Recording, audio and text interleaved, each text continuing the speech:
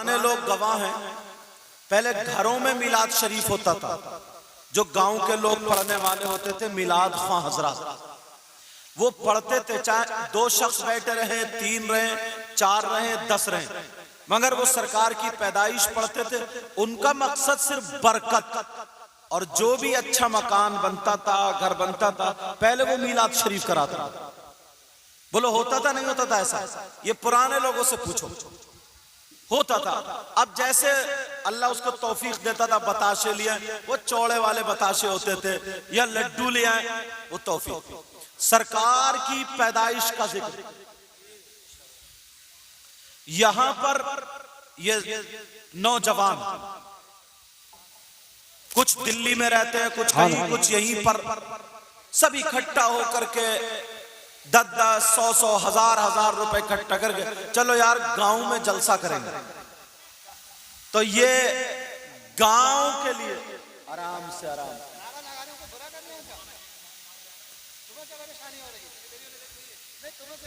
असल में वजह ये है ना,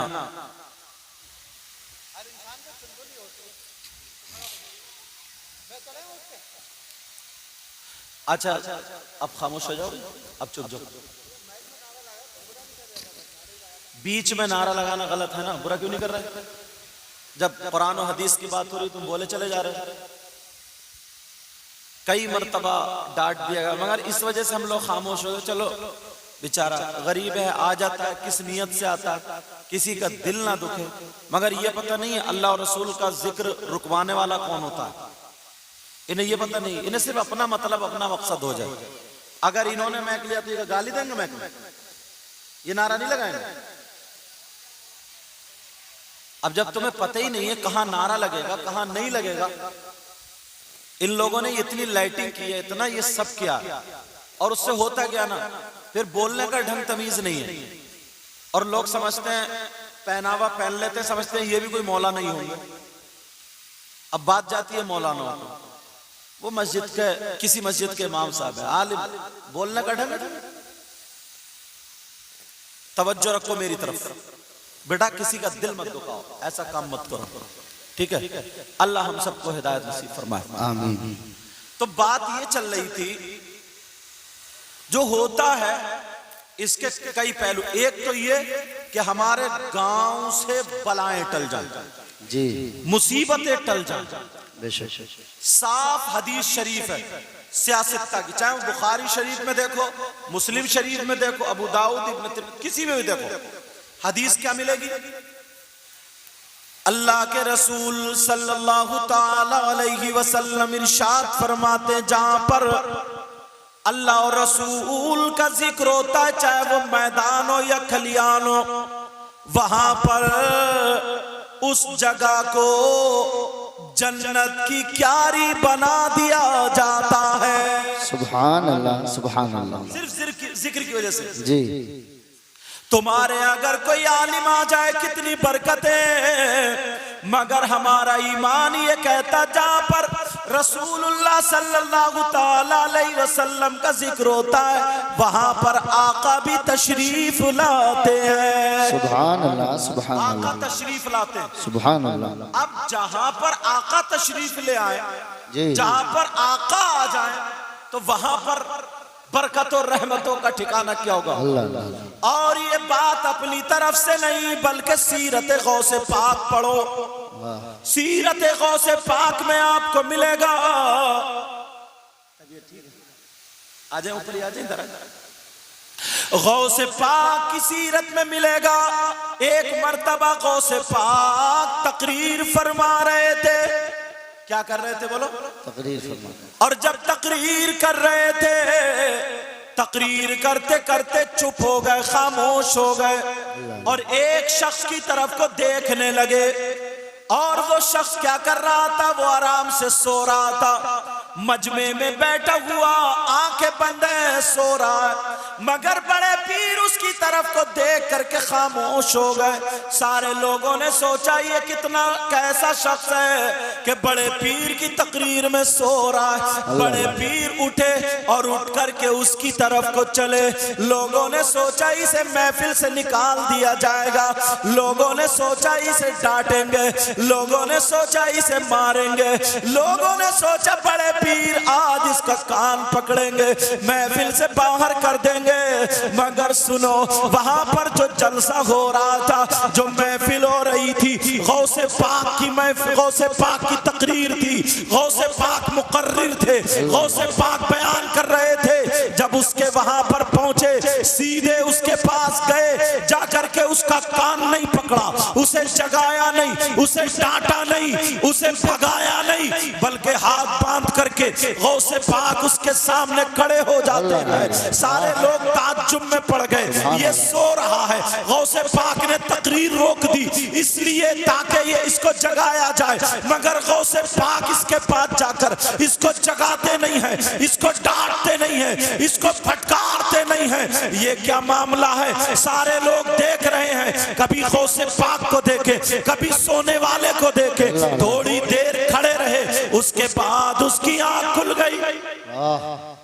जैसे ही आंख खुली, बड़े पीर आ गए, आके तकरीर करने लगे। लेकिन लोगों के दिल में यही बात, यार बात हुई क्यों, मामला क्या? तकरीर के बाद लोगों ने हाथ चूमे, सर पे हाथ रखवाया, और ये रखवाने के बाद अब कहा हुजूर हम कुछ पूछना चाहते हैं, हुजूर कुछ सवाल है, हुजूर हम आपसे कुछ मालूम करना चाहते हैं।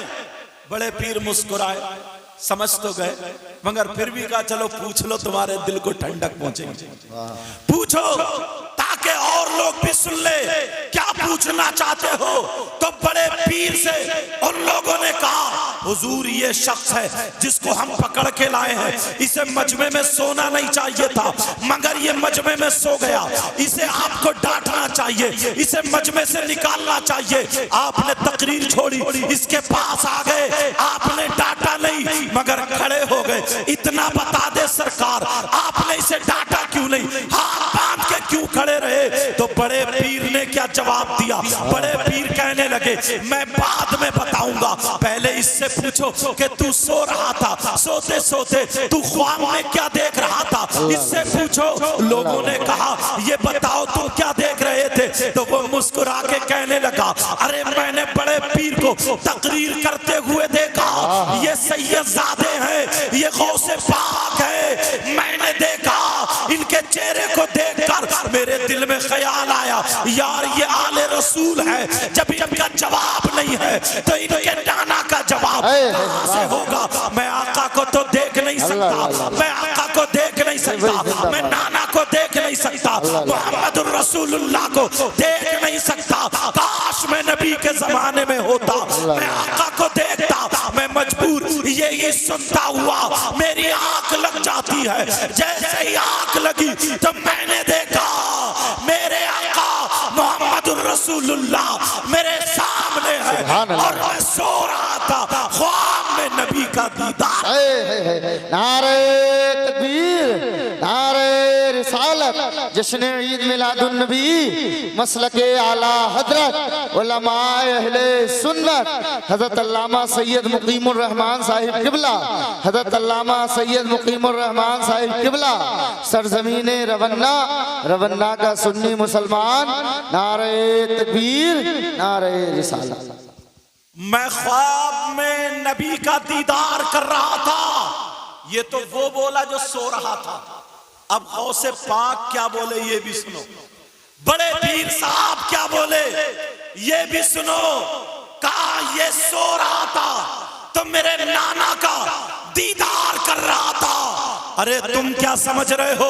तुम ये समझ रहे हो कि मैंने कुर्सी को छोड़ा इसके लिए छोड़ा, मैंने तकरीर रोकी इसके लिए रोकी, अरे मैं जाकर के खड़ा हुआ इसके लिए हुआ?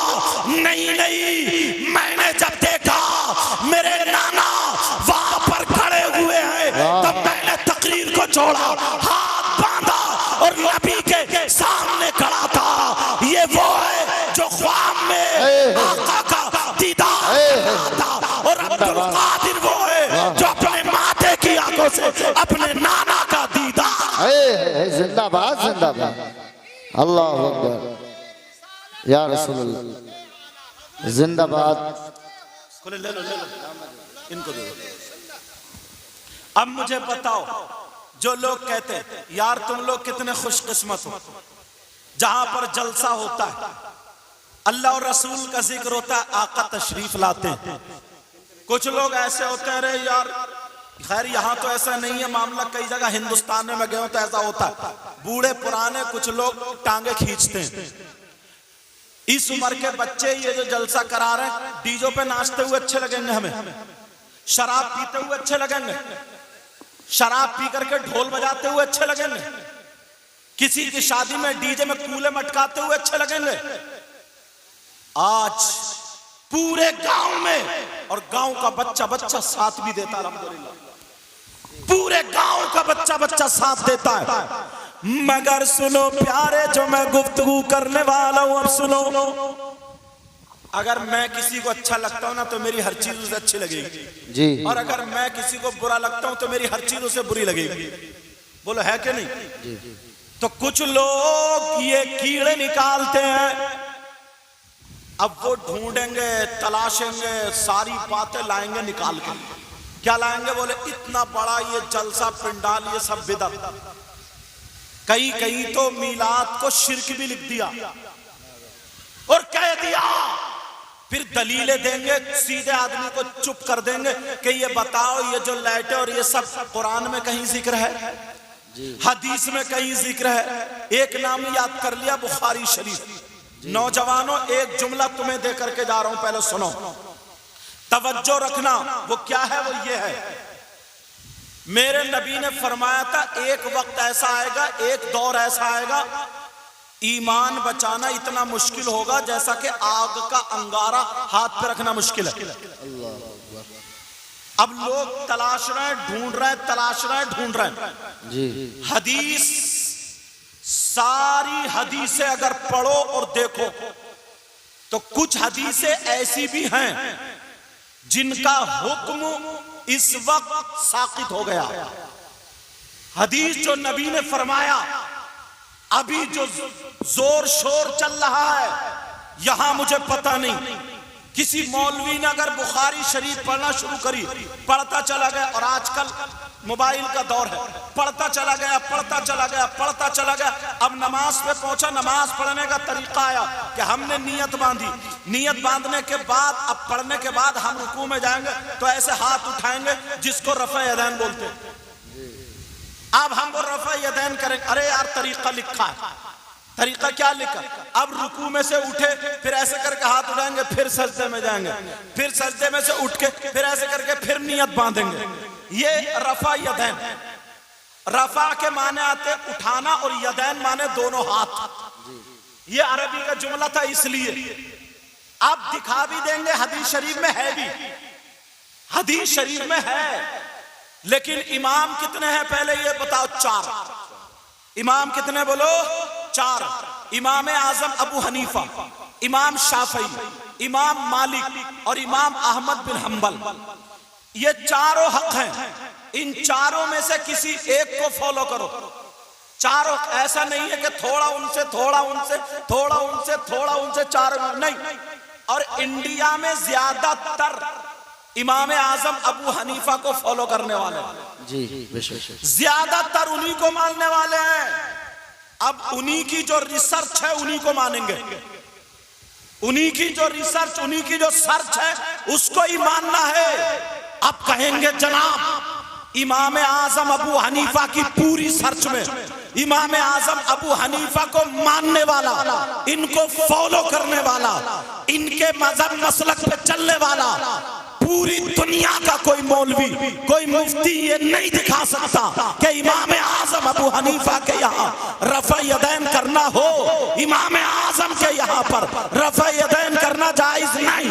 या तो इमाम आजम को मानोगे या फिर रफ़ा यदैन छोड़ोगे। और इंडिया में हम लोग रफ़ा यदैन इसलिए नहीं करते क्योंकि हम इमाम आजम अबू हनीफा को फॉलो।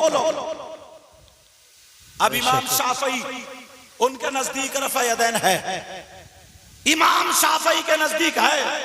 अब ये मौलवियों का काम है, सुनो, वो रिसर्च भी बता दूं ताकि थोड़ा फर्क मालूम हो जाए। वो रिसर्च भी बता दूं, शुरू में जब इब्तिदाई दौर था, अभी भी कहीं कहीं हिंदुस्तान में मुसलमान होली खेलते हैं। आपने देखो कहीं कहीं मुसलमान की औरतें साड़ियां पहनती हैं। आप बिहार, बंगाल, उड़ीसा इधर जाइए, कहीं कहीं मुसलमानों की औरतें यहां पे बिंदी लगाती हैं। अरे लगाती नहीं लगाती, यहां पे बिंदी। कहीं कहीं मुसलमान उधर उड़ीसा से आगे जाइए, जिनकी शादी हो जाती है मांग भरती है। ये सब किसका तरीका है? मुसलमानों का, गैर मुस्लिमों का? अरे इतना तो पता ही है। कहीं कहीं गैर मुस्लिम यहाँ पे टैटू बनवाते हैं, मुसलमानों के लड़के अब बनवाने लगे। ये ईसाइयों और यहूदियों का तरीका था। हाथों पे निशान ये कौन बनवाते थे? लेकिन अब मुसलमान जो सोच रहे हम हीरो हैं, मॉडर्न है, वो बनवाते हैं। लेकिन सुनो, क्योंकि हिंदुस्तान में धीरे धीरे जैसे तरक्की करते गए, जैसे आगे बढ़ते गए, वो सारी चीजें छूट गई। पहले लोग आका अलैहिस्सलातु वस्सलाम के बारे में जब ये बात उड़ गई कि आका के पीछे जो नमाज पढ़ता है और आका दुआ मांगते तो दुआ कबूल होती है। जैसे अगर किसी के बेटे बेटी की तबीयत खराब है, पता चल जाए फला पंडित है, फला हिंदू है, या वो काम करता है, तावीज करता है, सिफली अमल जो भी करता है, तो बाज इतना परेशान होता है, अपनी बहू बेटी या खुद को लेके चला जाता, जबकि उसे मालूम है कि वो पंडित है। वो क्या करेगा? या तो हवन करेगा या फिर किसी मूर्ति का, उसका जो भी तरीका उसके सामने करेगा। वो लोग करेगा नहीं करेगा। लेकिन मुसलमान भी, दाढ़ी वाले भी नमाज मजबूर होकर चले जाते। ऐसे ही मेरे आका का चर्चा हुआ था कि दुआएं करा ले। इब्तिदाए इस्लाम था, इब्तिदाए इस्लाम। लोगों ने कहा तुम अपने खुदा को छोड़ के एक खुदा को मान रहे हो, अरे मोहम्मद के पीछे नमाज पढ़ रहे हो, क्या कर रहे हो? तो उन्होंने अपने दिमाग से निकाला, छोटे छोटे बुतों को बगल में रख के ले जाते थे, छोटे छोटे अपने खुदाओं को टांगों में दबा के लेके जाते थे, ताकि ये तो आगे देख रहे हैं, इन्हें पता थोड़ी चलेगा, हम तो अपना काम निकालने जा रहे हैं। बगल में जो हमारा खुदा बुत है, हम उसी की पूजा कर रहे हैं, इबादत कर रहे हैं। ये उनका नजरिया था। तो फिर जिब्रील ने मेरे नबी को बता दिया, अल्लाह ने कहा जाओ महबूब को बता दो। तो नबी ने हुक्म दिया, ऐ लोगों, अगर तुम्हें नमाज पढ़नी है, इबादत करनी है, तो तुम्हें हाथ उठाना होंगे, तुम्हें हाथ उठाना होंगे। हाथ उठाओ, रुकू में जाओ, हाथ उठाओ, सजदे में जाओ, जिसको रफ़अयदैन बोलते हैं। लोगों, अब तुम्हें टांगे फैला के खड़ा होना पड़ेगा ताकि बुत निकल के गिर जाए, यहाँ से गिर जाए। मतलब ये था। लेकिन नबी ने फरमा दिया, हदीस तो है, उसके बाद लोग ईमान में दाखिल हो गए, इतने मजबूत हुए, उन्होंने अपनी औलादे ईमान की खातिर कुर्बान कर दी, अपने जानवर ईमान की खातिर कुर्बान कर दिए, अपने बच्चे ईमान की खातिर कुर्बान कर दिए, उन्होंने अपने आप को ईमान की खातिर कुर्बान कर दिया, अपना तन मन धन सब कुछ ईमान की खातिर कुर्बान कर दिया। इतने मजबूत ईमान हो गए। अब नबी ने फरमाया रफ़अयदैन नहीं करना है, अब ऐसे ही नमाज अदा कर। जिंदाबाद जिंदाबाद, नारे तकबीर, नारे रिसालत, जश्न ईद मिलादुन नबी, मसलके आला हजरत उलमाए अहले सुन्नत हजरत अल्लामा सैयद मुकीमुर रहमान साहिब किबला, नारे तकबीर, नारे रिसालत, सुभान अल्लाह सुभान अल्लाह। अच्छा, नबी के बाद फिर हजरत अबू बकर सिद्दीक ने तो नमाज पढ़ी होगी ना, या नहीं पढ़ी? कोई माई का लाल कह देगा हजरत अबू बकर सिद्दीक ने रफ़अयदैन करा, तो तुम ज्यादा जानते हो या वो ज्यादा जानते थे जिन्होंने नबी का झूठा खाया? वाह क्या गोशा। अरे मौलाए कायनात हजरत अली की नमाज अच्छी है तुम्हारी, अल्लाह अल्लाह, हमारी नमाज ऐसी है, नियत बन रही है, मच्छर ने काट फड़ाक दे यूं मारा। मौलाए कायनात के तीर लग गया, सजदे में गए, तीर निकलवाया नहीं जा रहा था, सजदे में गए, तीर खींच लिया, अली को पता ही नहीं चला। सुभान अल्लाह, बेशक मौलाए कायनात हजरत अली की नमाज,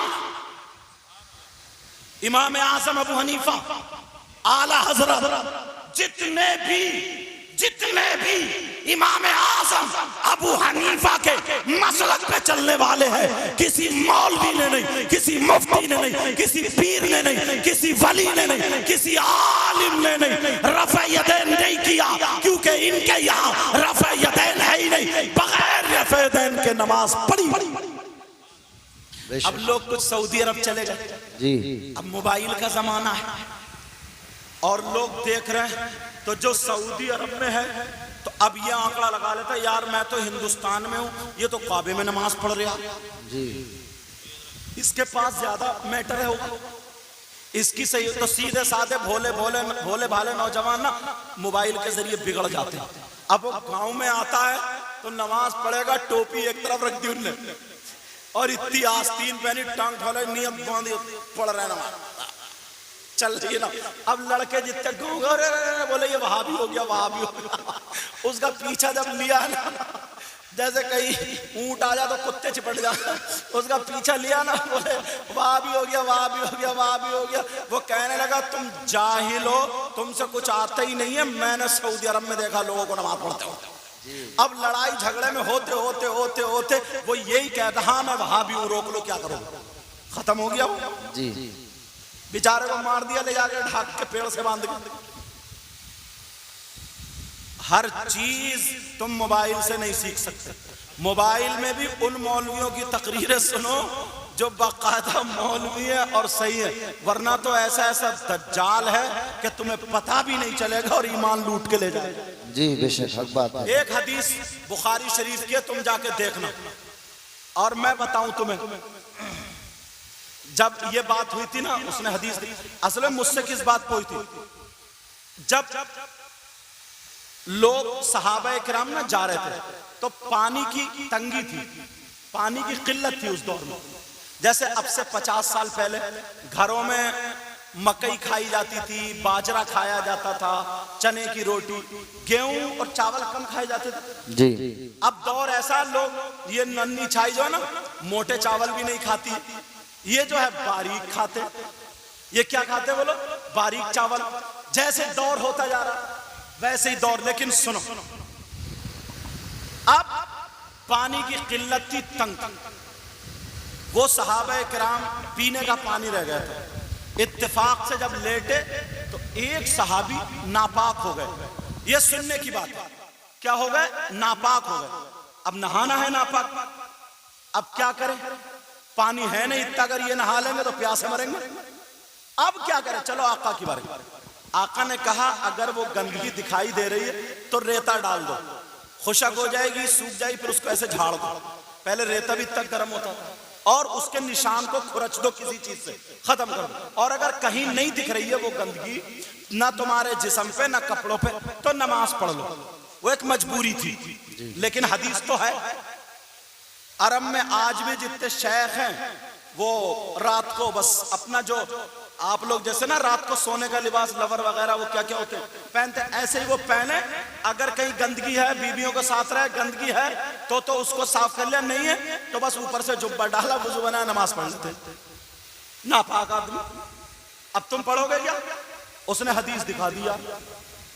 अगर तुम्हारे किसी के नौजवान को ये हदीस हाथ लग जाए तो तुम्हें तो बल्ले बल्ले हो जाओगे। तुम तो ये सोचोगे कि साहब नहाने की जरूरत ही नहीं है। और वो ये कहेगा ये गांव के इमाम साहब भी पढ़े हुए नहीं है, गांव का मौलाना लोग भी पढ़े हुए नहीं। अरे यहाँ पढ़ो नहीं, सबसे बड़ा इल्म मुझे ही है जी, क्योंकि मुझे ऐसी हदीस मिल गई। हाँ अब सुनो, ये सारी चीज अब जब उसने दिखाई, हदीस दिखा दी, मैंने कहा हाँ है तो। और दूसरी तरफ हदीस अत-तहारतु निस्फुल ईमान, पाकी ईमान का आधा हिस्सा। मैं जब बुखारी लाया, मैंने बुखारी के तीसरी जिल्द निकाल, और निकाल के मैंने वो हदीस दिखा दी। कौन सी हदीस, हुजूर ने फरमाया ऊंट का पेशाब पियो। क्या हुआ, सहाबा के हुजूर के दौर में बीमारी फैली जिसको ताऊन की बीमारी बोलते हैं। उनकी आंतें फूलती थी और बस्ट हो जाती थी, जैसे साइकिल में पंचर हो जाता। बहुत सहाबा का भी इंतकाल हुआ। हुजूर ने 40 दिन नमाजें पढ़ी, कुनूत नाज़िला तभी नाज़िल हुई थी। कुनूत नाज़िला पढ़ते रहे, हुजूर दुआएं करते रहे, बीमारी हट न रही थी तो जिब्रील को भेजा, कहा महबूब इस बीमारी की शिफा अल्लाह ने ऊंट के पेशाब में रखी। वो ऊंट जो 3-3 दिन पेशाब नहीं करता, कहा उसके पेशाब में रखी है। तो नबी ने फरमाया दवा के तौर पे ऊंट का पेशाब पियो, क्योंकि जान बचाना जरूरी है। कहा ऊंट का पेशाब पियो। कुछ सहाबा ने पिया, वो ठीक हो जाते हैं, लेकिन उसके बाद नबी ने हुक्म नहीं दिया, नबी ने मना फरमा दिया था। लेकिन जब पीने का कहा तो वो तो हुई, हदीस तो हुई। मैंने कहा बोल ऊंट का पेशाब पिएगा, बोल ऊंट का पेशाब पिएगा, पेशाब पिएगा। बोले नहीं पी सकता। तो मैंने कहा पहले ये देख नबी ने ये हदीस कौन से मौके पे की है, कौन से वक्त पे की है, कहां पर की है, इस पे अमल करना जायज है या नहीं है, इस पे काम करना जायज है या नहीं है। ये तुझे पढ़ने के लिए मदरसे में पहले 8 साल पढ़ना पड़ेगा। इल्म हदीस, उसूल हदीस, ये सब पढ़ना पड़ेगा, फिर तुझे पता चलेगा कौन सी हदीस पे अमल करो। नौजवानों, तुम एक रात में मुफ्ती नहीं बन सकते, एक रात में मोबाइल देख के आलिम नहीं बन सकते।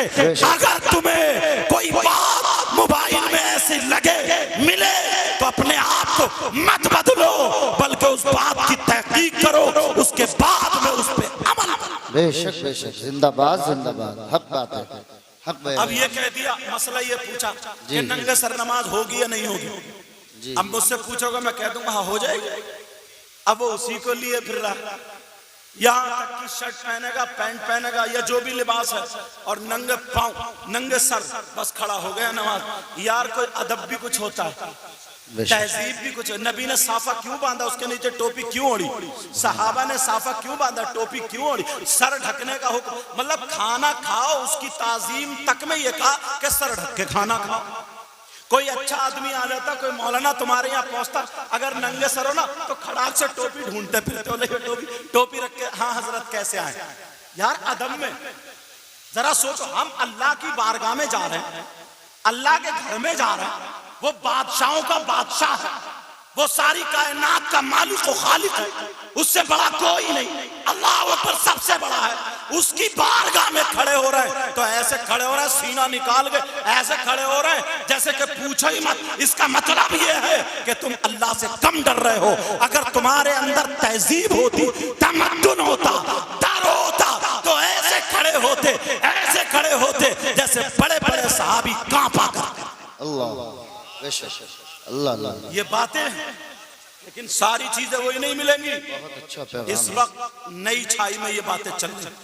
मसला जो इख्तिलाफी है ना, निकाल के लेकर अब उसने ये कह दिया कि साहब तुम्हारे यहाँ 11वीं शरीफ होती है, फाता होती है, ये 10वां तीजा 40वां, ये सारी चीजें होती है, ये कुरान और हदीस में दिखाओ, बताओ।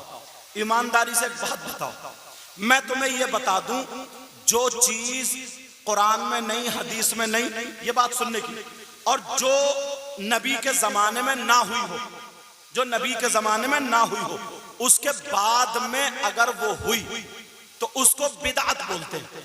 उसको क्या बोलते हैं? और लोगों के जहन में ये दाखिल हो गया कि सारी बिदअतें हराम है, सारी बिदअतें खराब हैं, सारी बिदअतें बुरी हैं। ये बड़ी तेजी से नौजवानों मोबाइल में लोग ला रहे हैं वरगला करके कि हमारे लिए सिर्फ कुरान और हदीस है, इसके अलावा नहीं। अब सुनो, कायदा मैं तुम्हें बता दूं, तुम खुद उसका रिजल्ट निकालो। कायदा ये है, जो चीज नबी के जमाने में नहीं, जो चीज कुरान और हदीस में सराहतन नहीं, अब उसके बाद की ईजाद पैदावार है, तो वो बिदअत तो है, मगर हर बिदअत खराब नहीं। अगर वो चीज दीन और इस्लाम से टकरा जाए, किससे बोलो, शरीयत से अगर टकरा जाए तो वो तुम्हारे लिए गलत, उसको मत करो, छोड़ दो। और अगर जो चीज दीन और इस्लाम से ना टकराए वो तुम्हारे लिए जायज।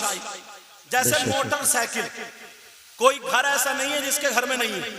क्या हुजूर के जमाने में मोटरसाइकिल थी? कुरान में मोटरसाइकिल तुम्हारी यामा और कौन कौन सी स्प्लेंडर और तुम्हारी बुलेट, इसका जिक्र है? हदीस में है नहीं। तो फिर तो ये भी बिदअत हो गई। मौलाना भी टंगे फिर रहे, मैं भी और तुम भी सब टंगे फिर रहे। एक जगह तो इमाम हाफिज साहब कुरान सुनाने गए तो उनको इनाम में मोटरसाइकिल दी और मोबाइल भी नहीं था। पिछले साल हमारे इमाम साहब को मोबाइल दिया था, तुमने। लेकिन सुनो, मोटरसाइकिल नहीं तो फिर ये तो नाजायज हो रहा। अब ये देखना होगा ये दीन इस्लाम से टकरा रही नहीं। अगर तुमने इसमें तेल चुरा के अगर डाला तो ये तुम्हारे लिए अब जायज मोटरसाइकिल नहीं होगी। दूसरे की मोटरसाइकिल चुरा करके अगर तुम सवारी करोगे उस पे तो ये तुम्हारे लिए जायज नहीं, क्योंकि अब टकरा रही है। और अगर अपना तेल है, अपने पैसे की मोटरसाइकिल है, कितने ही घूमो तो ये जायज है। और आगे ले लो, मारुति कार हुजूर के जमाने में नहीं। अब ये कहते हैं कि तुमने ये बल्ब लगाए, तुमने ये लाइटें लगाई, ये फुकने जो लगाए, इस फुकने का जिक्र हदीस में बताओ। अब जब फुकना था ही नहीं उस दौर में, ये बल्ब थे ही नहीं उस दौर में, जब लाइटें थे ही नहीं उस दौर में, और ये बिजली नहीं बनी थी उस दौर में, तो तुमसे बड़ा पागल कौन होगा जो तुम हुजूर के जमाने की पूछ रहे हो। जी अरे ये तो एक तहजीब होती है। तुमने मेरे लिए कुर्सी डाली, इनके लिए कुर्सी डाली। सोफा कभी किसी सहाबी के लिए डाला? सोफे पे कभी नबी बैठे? तो सबसे खराब काम तुम मेरे साथ यही कर रहे हो। अच्छा, हुजूर के जमाने में कूलर नहीं था ये जो चल रहा है, और तुम कूलर की हवा खा रहे हो। तुम्हारी मस्जिद में एसी लगी पड़ी है, पंखे लगे पड़े, कूलर लगे, पत्थर लगे पड़े, टाइल्स, सारी चीजें लगी पड़ी है, तुमने वहां भी नहीं छोड़ा। अच्छा चलो, हुजूर के जमाने में तुम्हारे अब्बा थे और अम्मा थी, दादा भी नहीं, पूरा घर ही खराब हो गया यार तुम्हारे कहने के एतबार से। अगर अरे ये देखो, हर दौर का कल्चर माहौल होता। इस दौर में हजरत ये कपड़े पहने जा रहे हैं, ऐसे ऐसे पहन रहे हैं। पहले लोग खादी के कपड़े पहनते थे, खद्दड़ पहनते थे, वो वही चलते थे। पहले लोग ज्वार वगैरह, मकई वगैरह खाते थे, अब गेहूं चावल चल रहे हैं। जैसे माहौल है, पहले लोगों की बैलगाड़ियां चलती थी, अब मारुति कार चल रही, समझ रहे? पहले लोगों के घर में चराग और डब्बी जलती थी, अब लाइटें जल रही। पहले लोग कपड़े से या पंखे से किसी चीज का हवा करते थे, अब कूलर चल रहे। पहले लोग हाथों से मसाला पीसते थे, अब मिक्सर मशीन चल रही। जी अरे ये तो दौर है, ये तो वक्त है। ये देखो कि दीन इस्लाम से टकरा रहा है या नहीं। मसला ये है, पहले का दौर और था। अब ये चीजों के लिए तुम्हें कुरान में नहीं देखना कि बल्ब का जिक्र बताओ, तुम्हारे घरों में लैट्रिन का जिक्र बताओ। हुजूर की आमद पे तुमने घर सजा दिए। हम जो बताएंगे ये बताएंगे। मेरे नबी की माँ खुद कहती है, जब मेरा बेटा मोहम्मदुर रसूलुल्लाह दुनिया पे आया था तो अल्लाह ने आसमान के चांद सितारे आमना के आंगन में उतारे। नारे तकबीर, नारे रिसालत, जश्न ईद मिलादुन नबी, सरकार की आमद, आका की आमद, उलमाए अहले सुन्नत, मसलके आला हजरत हजरत अल्लामा सैयद मुकीमुर रहमान साहिब किबला, नारे तकबीर, नारे रिसालत। फरमाती हैं, आमना कहती हैं, मेरे घर पे ना आंगन में ये आसमान के सितारे ऐसा लग रहा था अब गिरे, अब गिरे, अब गिरे। अल्लाह ने रोशनी सितारों से की थी। सुभान अल्लाह। हमें मौका मिले, हम इस लायक हैं, कमा रहे हैं, इस जगह को सजा देते हैं। हमें मौका मिले तो नबी के नाम पे हम अपनी जान। सुभान अल्लाह, सुभान अल्लाह, जिंदाबाद जिंदाबाद। लोग पता नहीं अब कहेंगे ये शामियाना, ये लाइट। भाई मैं कह रहा हूँ ये दीवार है ना इधर, तो इसके लगाने की क्या जरूरत थी?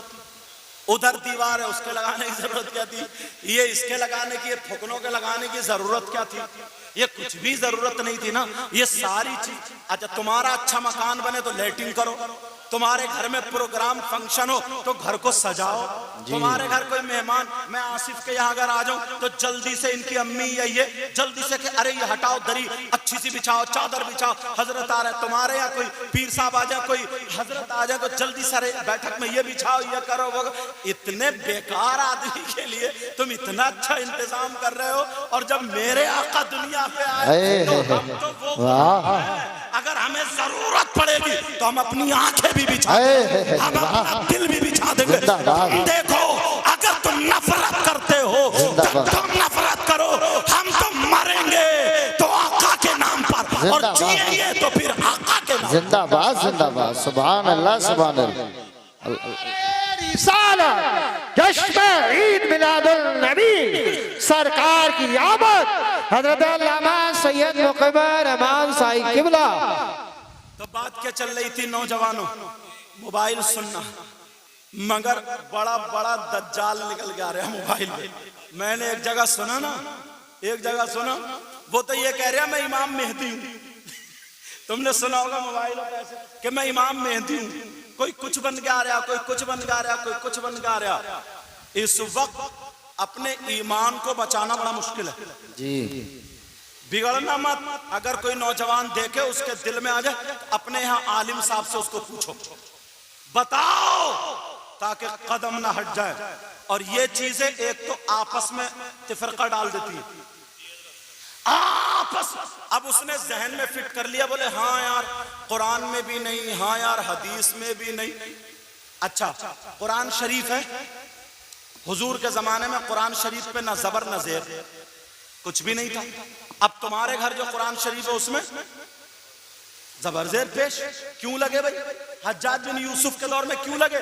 इसलिए लगे ताकि तुम पढ़ो तो उसमें गलती ना हो, मैं पढ़ूं गलती ना हो, आप पढ़े तो गलती ना हो। अब ये कहो यार ये भी बिदअत है, ये सारी चीजें तो बिदअत तो उसको बोलते हैं जो नबी के बाद हो, नबी के जमाने में ना हो। मगर हर बिदअत नाजायज नहीं, वो बिदअत नाजायज है जो दीन और इस्लाम से टकराए।